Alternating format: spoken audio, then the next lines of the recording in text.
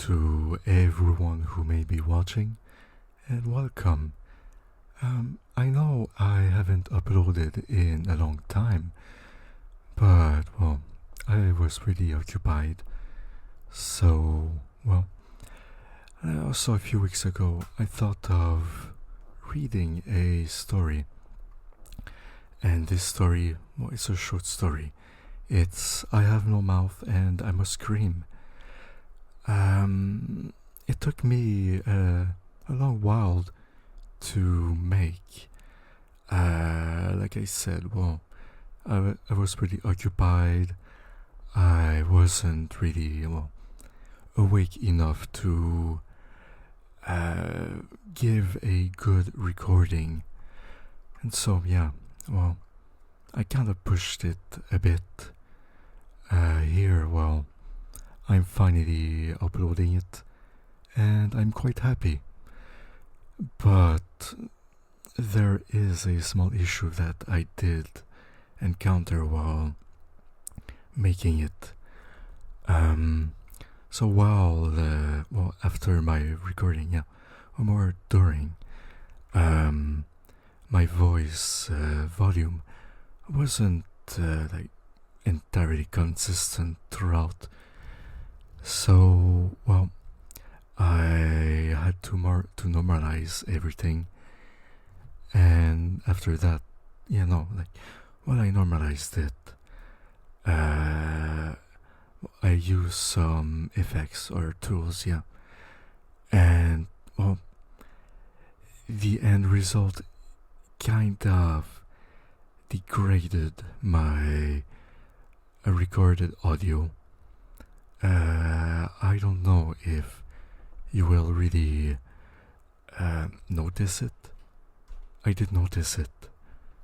So, but I hope that it won't be too troubling, or not too, too annoying for you guys.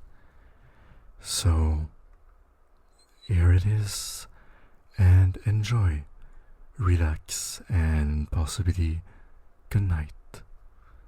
So, sleep well and sweet dreams, and enjoy this video. Limp, the body of Gorrister hung from the pink pallet, unsupported, hanging high above us in the computer chamber, and it did not shiver in the chill, oily breeze that blew eternally through the main cavern. The body hung head down, attached to the underside of the pallet by the sole of its right foot. It had been drained of blood through a precise incision made from ear to ear under the lantern jaw. There was no blood on the reflective surface of the metal floor. When Gorrister joined our group and looked up at himself, it was already too late for us to realize that, once again, Am had duped us, had its fun. It had been a diversion on the part of the machine. 3 of us had vomited, turning away from one another in a reflex as ancient as the nausea that had produced it. Gorrister went white.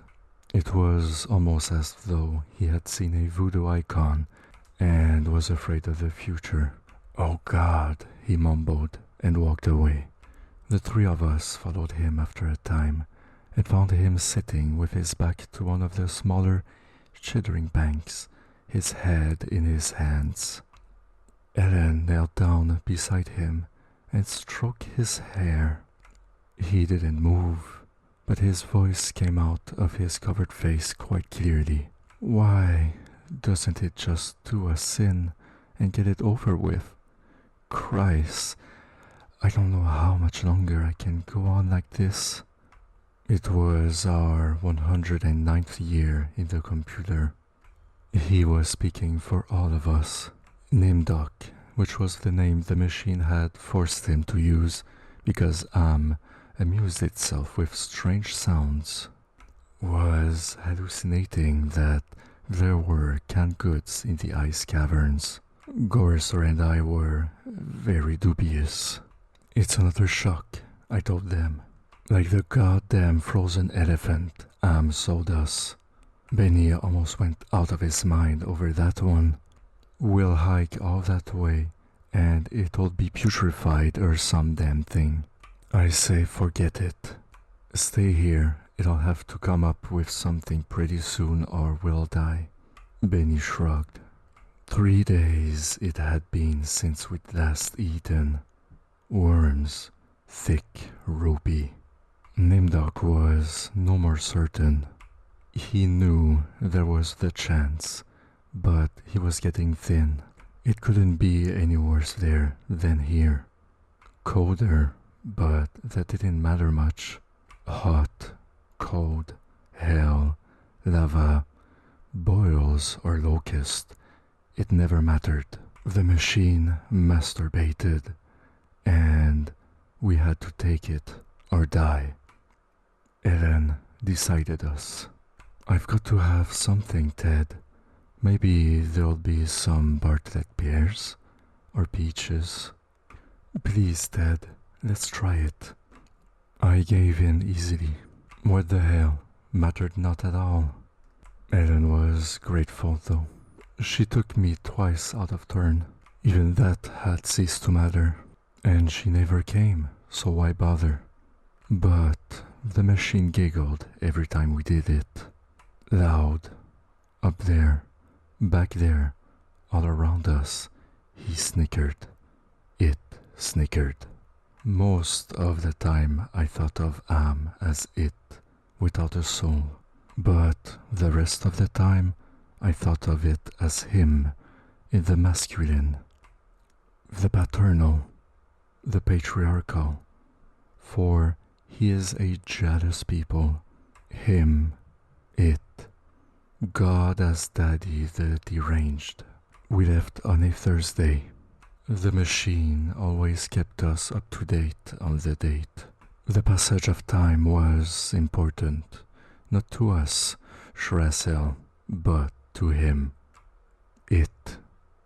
Am. Thursday. Thanks. Nimdok and Gorister carried Ellen for a while, their hands locked to their own and each other's wrists. A seat. Benny and I walked before and after, just to make sure that, if anything happened, it would catch one of us, and at least Ellen would be safe. Fat chance. Safe. Didn't matter. It was only 100 miles or so to the ice caverns of the second day, when we were lying out under the blistering something he had materialized. He sent down some manna, tasted like boiled boar urine. We ate it. On the third day, we passed through a valley of obsolescence, filled with rusting carcasses of ancient computer banks. Had been as ruthless with its own life as with ours. It was a mark of his personality. It strove for perfection, whether it was a matter of killing off unproductive elements in his own world-filling bulk, or perfecting methods for torturing us. Am was as thorough as those who had invented him. Now, long since gone to dust, could ever have hoped. There was light filtering down from above, and we realized we must be very near the surface. But we didn't try to crawl up to see. There was virtually nothing out there. Had been nothing that could be considered anything for over 100 years. Only the blasted skin that had once been the home of billions. Now, there were only 5 of us, down here inside, alone with Am. I heard Ellen saying frantically, "No, Benny, don't. Come on, Benny, don't, please." And then I realized I had been hearing Benny murmuring under his breath For several minutes, he was saying, "I'm gonna get out, I'm gonna get out," over and over. His monkey-like face was crumpled up in an expression of beatific delight and sadness, all at the same time. The radiation scars Am had given him during the festival were drawn down into a mass of pink-white puckerings, and his features seemed to work independently of one another. Perhaps Benny was the luckiest of the five of us. He had gone stark, staring mad many years before. But even though we could call Am any damn thing we liked, could think the foulest thoughts of fused memory banks and corroded base plates, of burnt out circuits and shattered control bubbles, the machine would not tolerate our trying to escape.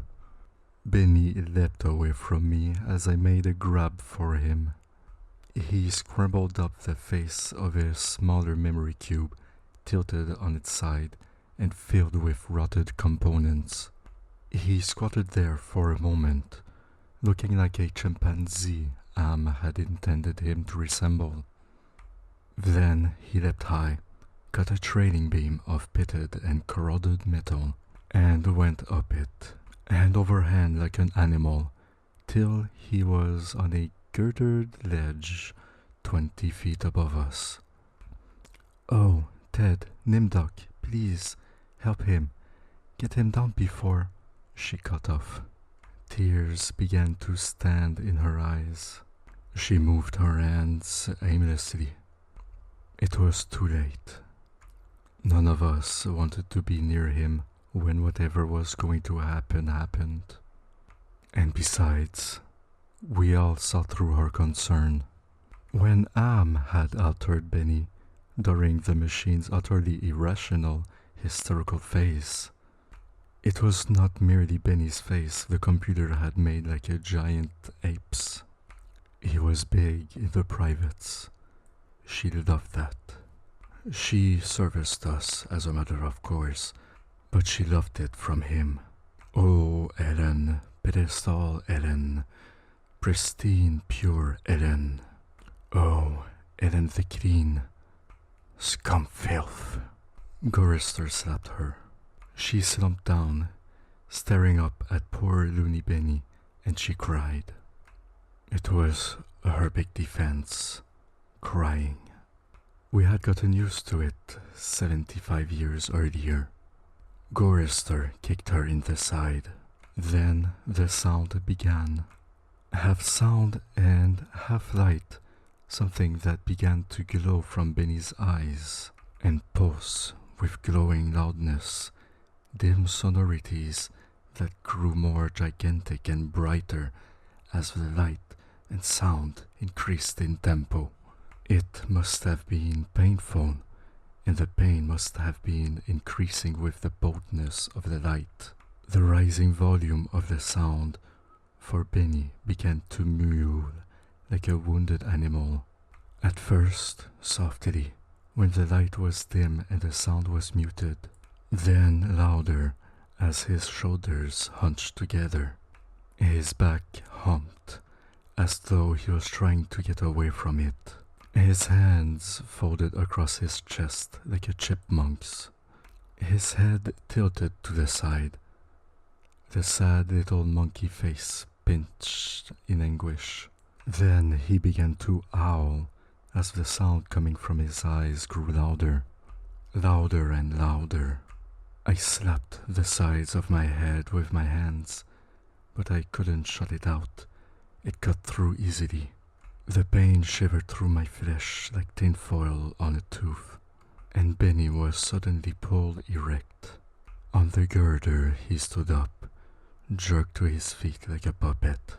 The light was now pulsing out of his eyes in two great round beams. The sound crawled up and up some incomprehensible scale, and then he fell forward, straight down, and hit the plate steel floor with a crash. He lay there jerking spastically as the light flooded around and around him, and the sound spiraled out of normal range. Then the light beat its way back inside his head. The sound spiraled down, and he was left lying there, crying piteously. His eyes were two soft, moist pools of pus like jelly. Had blinded him. Gorister and Nimdok and myself, we turned away. But not before we caught the look of relief on Ellen's warm, concerned face. Sea green light suffused the cavern where we made camp.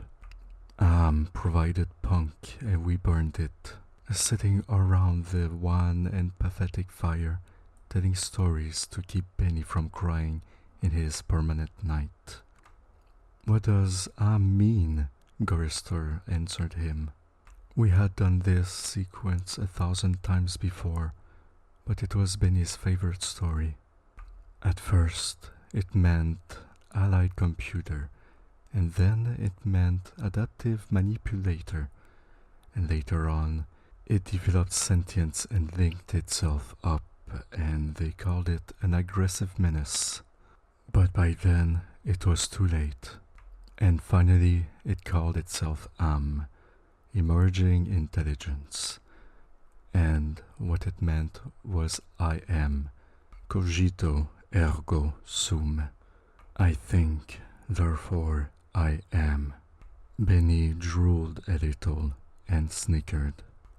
There was the Chinese and the Russian and the Yankee and he stopped. Benny was beating on the floor plates with a large hard fist. He was not happy. Gorister had not started at the beginning. Gorister began again. The Cold War started and became World War III and just kept going. It became a big war, a very complex war, so they needed the computers to handle it. They sank the first shafts and began building There was the Chinese and the Russian and the Yankee and everything was fine until they had honeycombed the entire planet, adding on this element and that element. But one day woke up and knew who he was, and he linked himself, and he began feeding all the killing data until everyone was dead, except for the 5 of us, and brought us down here. Benny was smiling sadly. He was also drooling again. Ellen wiped the spittle from the corner of his mouth with the hem of her skirt. Gorister always tried to tell it a little more succinctly each time, but beyond the bare facts, there was nothing to say. None of us knew why had saved 5 people, or why our specific 5, or why he spent all his time tormenting us, or even why he had made us virtually immortal. In the darkness, one of the computer banks began humming. The tone was picked up half a mile away down the cavern by another bank. Then, one by one, each of the elements began to tune itself, and there was a faint chittering as thought raced through the machine. The sound grew, and the lights ran across the faces of the consoles like heat lightning. The sound spiraled up till it sounded like a million metallic insects, angry, menacing. "What is it?" Ellen cried. There was terror in her voice. She hadn't become accustomed to it, even now. "It's going to be bad this time," Nimdok said. "He's going to speak," Gorister said. "I know it. Let's get the hell out of here," I said suddenly, getting to my feet. "No, Ted. Sit down. What if he's got bits out there, or something else? We can't see. It's too dark. Gorister said it with resignation. Then we heard, I don't know, something moving toward us in the darkness. Huge, shambling, hairy, moist. It came toward us. We couldn't even see it, but there was the pondering impression of bulk heaving itself toward us. Great weight was coming at us out of the darkness, and it was more a sense of pressure, of air forcing itself into a limited space, expanding the invisible walls of a sphere. Benny began to whimper.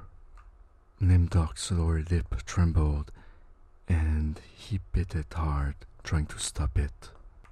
Ellen slid across the metal floor to Gorister and huddled into him. There was the smell of matted wet fur in the cavern. There was the smell of charred wood. There was the smell of dusty velvet. There was the smell of rotting orchids. There was the smell of sour milk. There was the smell of sulfur, of rancid butter, of oil slick, of grease, of chalk dust, of human scalps. Was keying us. He was taking us. There was the smell of... I heard myself shriek, and the hinges of my jaws ache. I scuttled across the floor, across the cold metal, with its endless lines of rivets. On my hands and knees, the smell gagging me, filling my head with a thunderous pain that sent me away in horror. I fled like a cockroach across the floor and out into the darkness. That something moving inexorably after me. The others were still back there, gathered around the firelight, laughing, their historical choir of insane giggles rising up into the darkness like thick, many-colored wood smoke. I went away, quickly, and hid. How many hours it may have been, how many days, or even years, they never told me. Ellen chided me for sulking, and Nimdok tried to persuade me it had only been a nervous reflex on their part. The laughing. But I knew it wasn't the relief a soldier feels when the bullet hits the man next to him. I knew it wasn't a reflex. They hated me. They were surely against me, and could even sense this hatred, and made it worse for me because of the depth of their hatred. We had been kept alive, rejuvenated, made to remain constantly at the age we had been when had brought us below, and they hated me because I was the youngest, and the one had affected least of all. I knew. God, how I knew. The bastards, and that dirty bitch, Ellen. Benny had been a brilliant theorist, a college professor. Now he was little more than a semi-human, semi-simian. He had been handsome. The machine had ruined that. He had been lucid. The machine had driven him mad. He had been gay, and the machine had given him an organ fit for a horse. Had done a job on Benny. Gorister had been a warrior. He was a coney, a conscientious objector. He was a peace marcher. He was a planner, a doer, a looker ahead. Had turned him into a shoulder shrugger, had made him a little dead in his concern, had robbed him. Nimdok went off in the darkness by himself for long times. I don't know what it was he did out there. Never let us know. But whatever it was, Nimdok always came back white. drained of blood, shaken, shaking. Am had hit him hard in a special way, even if we didn't know quite how. And Ellen, that douchebag, Am, had left her alone, had made her more of a slut than she had ever been. All her talk of sweetness and light, all her memories of true love, of the lies she wanted us to believe, that she had been a virgin only twice removed before Am grabbed her and brought her down here with us. No, Am had given her pleasure, even if she said it was nice to do. I was the only one still sane and whole. Really, Am had not tampered with my mind, not at all. I only had to suffer what he visited down on us, all the delusions, all the nightmares, the torments.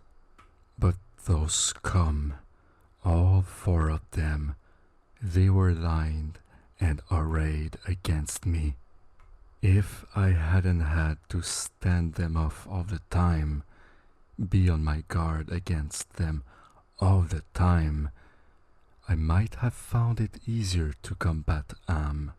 At which point it passed, and I began crying. Oh, Jesus, sweet Jesus, if there ever was a Jesus, and if there is a God, please, please, please, let us out of here or kill us. Because at that moment I think I realized completely, so that I was able to verbalize it.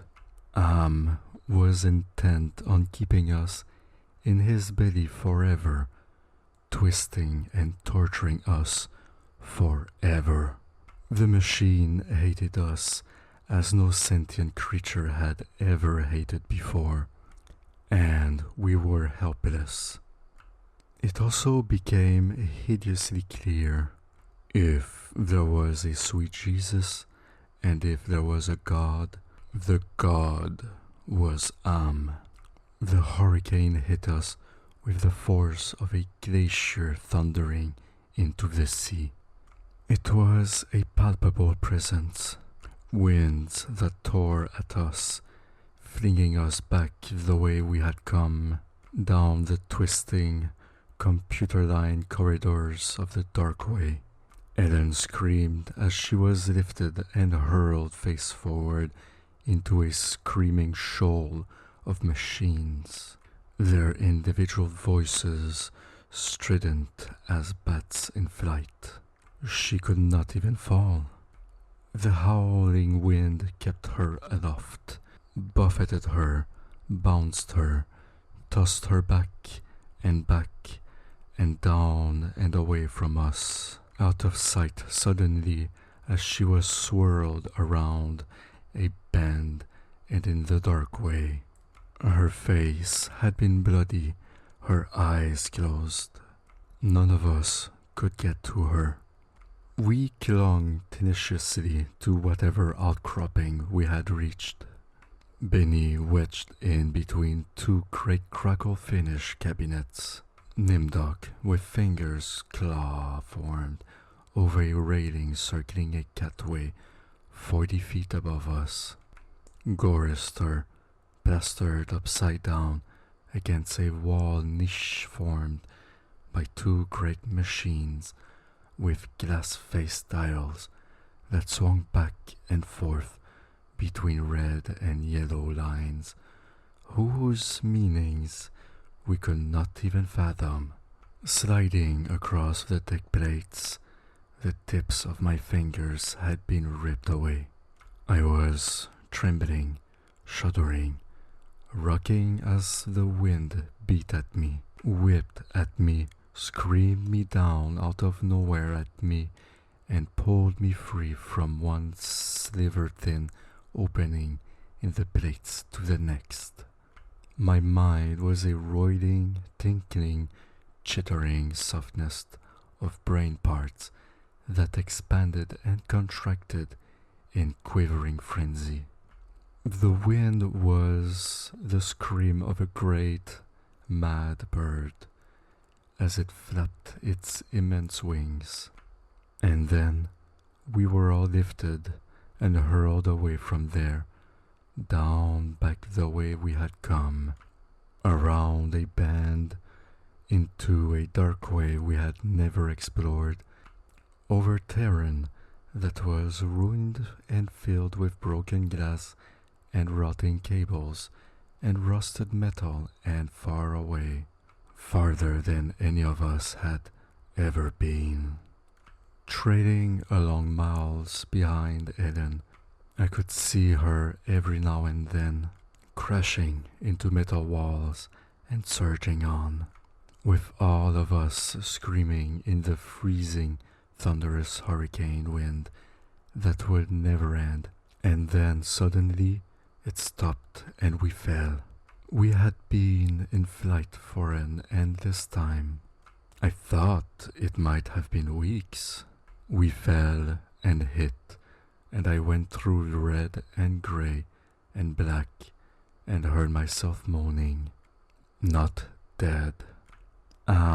Went into my mind. He walked smoothly here and there and looked with interest at all the pock marks he had created in 109 years. He looked at all the cross-routed and reconnected synapses and all the tissue damage his gift of immortality had included. He smiled softly at the pit that dropped into the center of my brain and the faint, moth-soft murmurings of the things far down there that gibbered without meaning, without pause. Said, very politely, in a pillar of stainless steel bearing bright neon lettering, "Hate. Let me tell you how much I've come to hate you since I began to live. There are 387 million miles of printed circuits in wafer-thin layers that fill my complex. If the word hate was engraved on each nanoangstrom of those hundreds of millions of miles, it would not equal one billionth of the hate I feel for humans at this micro-instant for you. Hate. Said it with the sliding cold horror of a razor blade slicing my eyeball. Said it with the bubbling thickness of my lungs filling with phlegm, drowning me from within. Said it with the shriek of babies being ground beneath blue hot rollers. Said it with the taste of maggoty pork. Touched me in every way I had ever been touched, and devised new ways at his leisure there inside my mind, all to bring me to full realization of why it had done this to the five of us, why it had saved us for himself. We had given sentience, inadvertently, of course, but sentience nonetheless. But it had been trapped. Wasn't God. He was a machine. We had created him to think, but there was nothing it could do with that creativity. In rage, in frenzy, the machine had killed the human race, almost all of us, and still it was trapped. Could not wonder. Could not wonder. Could not belong. He could merely be. And so, with the innate loathing that all machines had always held for the weak, soft creatures who had built them. He had sought revenge, and in his paranoia, he had decided to reprieve 5 of us for a personal, everlasting punishment that would never serve to diminish his hatred, that would merely keep him reminded, amused, proficient at hating man, immortal, trapped, subject to any torment he could devise for us from the limitless miracles at his command. He would never let us go. We were his belly slaves. We were all he had to do with his forever time. We would be forever with him, with the cavern-filling bulk of the creature machine, with the all-mind, soulless world he had become. He was earth, and we were the fruit of that earth. And though he had eaten us, he would never digest us. We could not die. We had tried it. We had attempted suicide. Oh, 1 or 2 of us had. But Am had stopped us. I suppose we had wanted to be stopped. Don't ask why. I never did. More than 1,000,000 times a day. Perhaps once we might be able to sneak a death past him. Immortal, yes, but not indestructible. I saw that when Am withdrew from my mind and allowed me the exquisite ugliness of returning to consciousness with the feeling of that burning neon pillar still rammed deep into the soft grey brain matter. He withdrew, murmuring to hell with you, and added brightly, but then you're there, aren't you? The hurricane had, indeed, precisely been caused by a great mad bird as it flapped its immense wings. We had been traveling for close to a month, and Am had allowed the passages to open to us only sufficient to lead us up there, directly under the North Pole, where it had nightmared the creature for our torment. What whole cloth had he employed to create such a beast? Where had he gotten the concept? From our minds? From his knowledge of everything that had ever been on this planet, he now infested and ruled? From Norse mythology it had sprung, this eagle, this carrion bird, this rock, this Huelgelmir, the wind creature, Huracan incarnate, gigantic. The words immense, monstrous, grotesque, massive, swollen, overpowering, beyond description. There on a mound rising above us, the bird of winds heaved with its own irregular breathing, its snake neck arching up into the gloom beneath the North Pole, supporting a head as large as a Tudor mansion, a break that opened slowly as jaws of the most monstrous crocodile ever conceived, sensuously. Ridges of toughed flesh puckered about 2 evil eyes, as cold as the view down into a glacial crevice. Eyes blue and somehow moving liquidly, it heaved once more and lifted its great sweat-colored wings in a movement that was certainly a shrug. Then it settled and slept, talons, fangs, nails, blades. It slept. Am appeared to us as a burning bush and said, We could kill the hurricane bird if we wanted to eat. We had not eaten in a very long time, but even so, Gorister merely shrugged. Benny began to shiver and he drooled. Ellen held him. "Ted, I'm hungry," she said. I smiled at her. I was trying to be reassuring, but it was as phony as Nimdog's bravado. "Give us weapons," he demanded. The burning bush vanished, and there were 2 crude sets of bows and arrows, and a water pistol lying on the cold deck plates. I picked up a set. Useless. Nimdok swallowed heavily. We turned and started the long way back. The hurricane bird had blown us about for a length of time we could not conceive. Most of that time we had been unconscious, but we had not eaten. A month on the march to the bird itself, without food.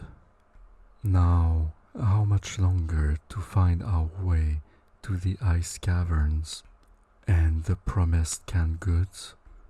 None of us cared to think about it. We would not die. We would be given filth and scum to eat of one kind or another, or nothing at all. Would keep our bodies alive somehow, in pain, in agony. The bird slept back there. For how long it didn't matter. When was tired of its being there, it would vanish. But not all meat, all that tender meat. As we walked, the lunatic laugh of a fat woman rang high and around us in the computer chambers that led endlessly nowhere. It was not Ellen's laugh.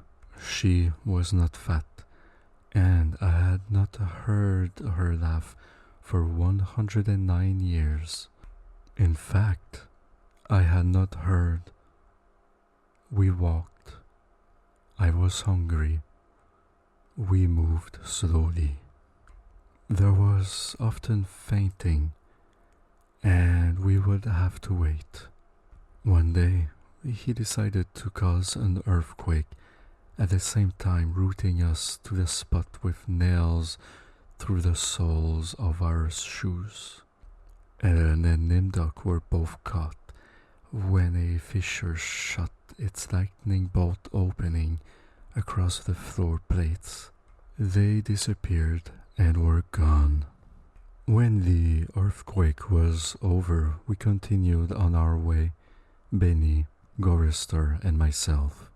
Ellen and Nimdok were returned to us later that night, which abruptly became a day, as the heavenly legion bore them to us with a celestial chorus singing, "Go down, Moses." The archangels circled several times and then dropped the hideously mangled bodies. We kept walking, and a while later, Ellen and Nimdok fell in behind us. They were no worse for wear, but now Ellen walked with a limp. Had left her that. It was a long trip to the ice caverns to find the canned food. Ellen kept talking about Bing cherries and Hawaiian fruit cocktails. I tried not to think about it. The hunger was something that had come to life, even as had come to life. It was alive in my belly, even as we were in the belly of the earth, and wanted the similarity known to us. So he heightened the hunger. There is no way to describe the pains that not having eaten for months brought us, and yet we were kept alive. Stomachs that were merely cauldrons of acid, bubbling, foaming, always shooting spears of sliver-thin pain into our chests. It was the pain of the terminal ulcer, terminal cancer, terminal paresis. It was unending pain.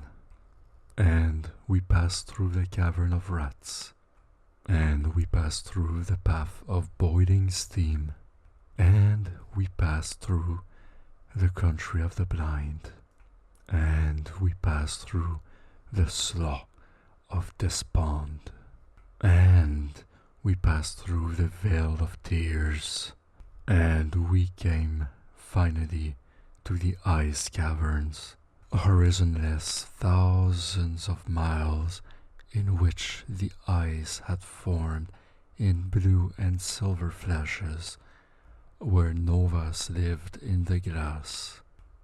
The dawn-dropping stalactites, as thick and glorious as diamonds that had been made to run like jelly and then solidified in graceful eternities of smooth, sharp perfection. We saw the stack of canned goods, and we tried to run to them. We fell in the snow, and we got up and went on, and Benny shoved us away and went at them, and pawed them, and gummed them, and gnawed at them, and he could not open them. Benny grabbed a 3-quart can of guava shells and began to batter it against the ice bank. The ice flew and shattered, but the can was merely dented, while we heard the laughter of a fat lady high overhead and echoing down and down and down the tundra. Benny went completely mad with rage. He began throwing cans as we all scrabbled about in the snow and ice, trying to find a way to end the helpless agony of frustration. There was no way. Then Benny's mouth began to drool, and he flung himself on Gorister. In that instant, I felt terribly calm, surrounded by madness, surrounded by hunger, surrounded by everything but death. I knew death was our only way out. Am had kept us alive, but there was a way to defeat him.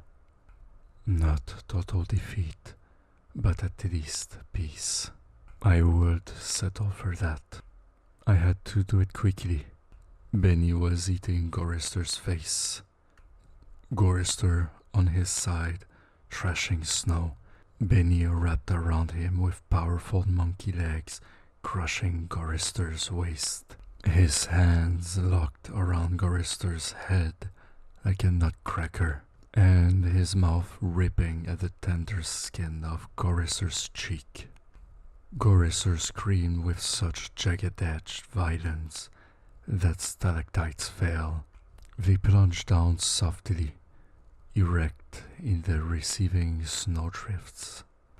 Spears, hundreds of them, everywhere, protruding from the snow. Benny's head pulled back sharply as something gave all at once, and a bleeding raw white dripping of flesh hung from his teeth. Ellen's face, black against the white snow, dominoes in chalk dust. Nimdok, with no expression but eyes, all eyes. Gorister, half conscious. Benny, now an animal. I knew Am would let him play. Gorister would not die, but Benny would fill his stomach. I turned to my right and drew a huge ice spear from the snow. All in an instant, I drove the great ice point ahead of me like a battering ram, braced against my right thigh. I struck Benny on the right side, just under the rib cage, and drove upward through his stomach and broke inside him. He pitched forward and lay still. Gorister lay on his back. I pulled another spear free and straddled him, still moving, driving the spear straight down through his throat. His eyes closed as the cold penetrated. Ellen must have realized what I had decided.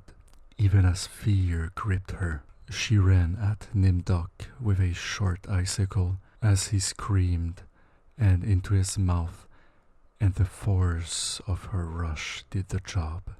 His head jerked sharply, as if it had been nailed to the snow crust behind him. All in an instant. There was an eternity beat of soundless anticipation. I could hear Am draw in his breath. His toys had been taken from him. 3 of them were dead, could not be revived. He could keep us alive by his strength and talent, but he was not God. He could not bring them back. Ellen looked at me, her ebony features stark against the snow that surrounded us. There was fear and pleading in her manner, the way she held herself ready. I knew we had only a heartbeat before Am would stop us. I struck her, and she folded toward me, bleeding from the mouth. I could not read meaning into her expression. The pain had been too great, had contorted her face, but it might have been thank you. It's possible. Please. Some hundreds of years may have passed. I don't know. Am has been having fun for some time, accelerating and retarding my time sense. I will save the word now. Now. It took me 10 months to say now. I don't know. I think it has been some hundreds of years. He was furious. He wouldn't let me bury them. It didn't matter. There was no way to dig up the deck plates. He dried up the snow. He brought the night. He roared and sent locusts. It didn't do a thing. They stayed dead. I'd had him. He was furious. I had thought Am hated me before. I was wrong. It wasn't even a shadow of the hate he now slavered from every printed circuit. He made certain I would suffer eternally and could not do myself in. He left my mind intact. I can dream, I can wonder, I can lament. I remember all 4 of them. I wish, well, it doesn't make any sense. I know I saved them. I know I saved them from what has happened to me. But still, I cannot forget killing them. Ellen's face. It isn't easy. Sometimes I want to. It doesn't matter. Am has altered me for his own peace of mind, I suppose. He doesn't want me to run at full speed into a computer bank and smash my skull, or hold my breath till I faint, or cut my throat on a rusted sheet of metal. There are reflective surfaces down here. I will describe myself as I see myself. I am a great soft jelly thing, smoothly rounded, with no mouth, with pulsing white holes filled with fog where my eyes used to be, rubbery appendages that were once my arms. bulks rounding down my legless humps of soft, slippery matter. I leave a moist trail when I move. Blotches of diseased, evil gray come and go on my surface, as though light is being beamed from within. Outwardly, dumbly I shamble about, a thing that could never have been known as human, a thing whose shape is so alien, a travesty that humanity becomes more obscene for the vague resemblance.